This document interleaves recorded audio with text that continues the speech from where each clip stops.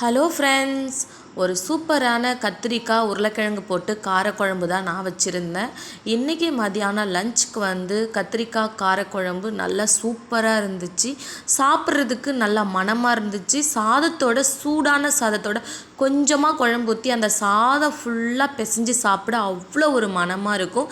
இதுக்கு ஒரு முட்டை வச்சு சாப்பிட்டா இன்னும் சூப்பராக இருக்கும். இதுக்கு தேவையான பொருள் பார்த்திங்கன்னா 2 தக்காளி, நல்லா பழுத்த தக்காளி, வெங்காயம், அதுக்கப்புறம் 5-6 பல் பூண்டு, கொஞ்சம் கருவேப்பிலை, கத்திரிக்காய், உருளைக்கிழங்கு, மெயினாக புளிங்க. ஏன்னா புளி இல்லைன்னா நம்ம வைக்கிற புளிக்குழம்போ காரக்குழம்போ நல்லா இருக்காது. ஸோ நான் இதுக்கு பார்த்திங்கன்னா என்கிட்ட பெரிய வெங்காயம் தான் இருந்துச்சு, சின்ன வெங்காயம் இல்லை. ஆனால் சின்ன வெங்காயம் போட்டால் ரொம்ப நல்லா இருக்கும், சூப்பராக மணமாகவும் இருக்கும். ஸோ நீங்களும் எப்படி காரக்குழம்பு புளிக்குழம்பு வைப்பீங்கன்னு எனக்கு கமெண்ட் பண்ணுங்கள். நான் எண்ணெய் ஊற்றிட்டேன், கடுகு, அதுக்கப்புறம் கொஞ்சம் ஜீரகம், அதுக்கப்புறம் வெந்தயத்தை போட்டாச்சு.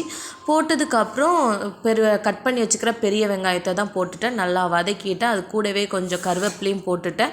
இந்த ஸ்டேஜில் நான் உரித்து வச்சுக்கிற ஒரு 5-6 பல் பூண்டையும் போட்டு நல்லா வதக்கிக்கோங்க. நல்லா பழுத்த தக்காளி பழமாக போட்டுக்கோங்க. நல்லா சூப்பராக கலர் கொடுக்கும் குழம்பு கொஞ்சம் நல்லா குழன்னு வரும், நல்லா இருந்துச்சு. நான் 2 பழுத்த தக்காளி பழத்தை இதோட சேர்த்துக்கிட்டேன். இந்த ஸ்டேஜில் பார்த்திங்கன்னா இந்த தக்காளி நல்லா குக் ஆகணும். எப்போவுமே நமக்கு தக்காளி நல்லா சீக்கிரமாக குக் ஆகணும்னா கொஞ்சமாக மஞ்சப்பொடி, உப்பு, கொஞ்சமாக காரத்தூள் போட்டுக்கோங்க. நமக்கு சீக்கிரமாக தக்காளி குழஞ்சி வந்துடும், நல்லா சூப்பராகவும் இருக்கும். இப்போ இந்த ஸ்டேஜில் நான் உப்பு, அதுக்கப்புறமா கொஞ்சமாக மஞ்சள் பொடி போட்டுக்கிட்டேன். ஏன்னா தக்காளி சீக்கிரமாக எனக்கு குக் ஆகணும்.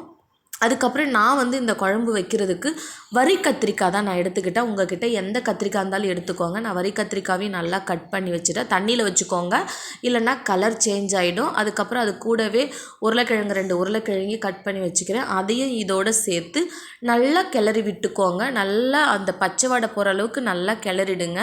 கிளறதுக்கப்புறம் நீங்கள் தனிப்பட்ட முறையில் மிளகாத்தூள், மல்லித்தூள், அந்த மாதிரி ஜீரகத்தூள் சேர்ப்பீங்க.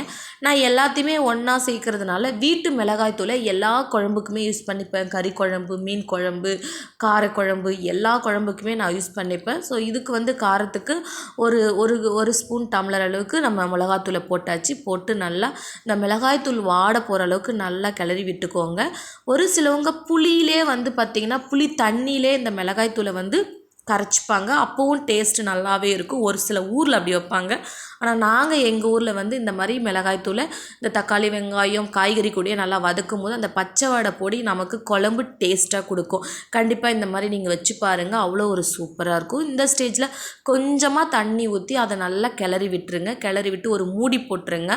காய் ஓரளவுக்கு நல்லா நமக்கு வெந்து வரட்டும்.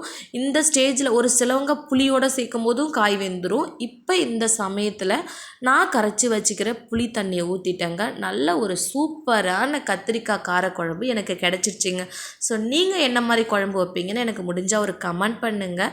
இந்த மாதிரி வச்சு நீங்கள் வீட்டில் இருக்கவங்க கொடுத்தீங்கன்னா நல்லாவே சாப்பிடுவாங்க. நல்லா சிம்பிளாக வீட்டில் இருக்க பொருளை வச்சே தான் நான் செஞ்சேன். நல்லா சூப்பராக இருந்துச்சு. ஸோ இன்னொரு வீடியோவில் இன்னொரு குழம்போடு நம்ம பார்க்கலாம். உங்களுக்கு என்ன மாதிரி குழம்பு வேணும்னு எனக்கு கமெண்ட் பண்ணுங்கள். எனக்கு தெரிஞ்சதை நான் வைக்கிறேன். லாஸ்ட்டாக கொஞ்சமாக மல்லி இலை போட்டுக்கோங்க. இன்னும் சூப்பராக தூக்கலாக இருக்கும் டேஸ்ட்டு. பிடிச்சா ஒரு லைக் கொடுக்குறீங்களா? Bye by.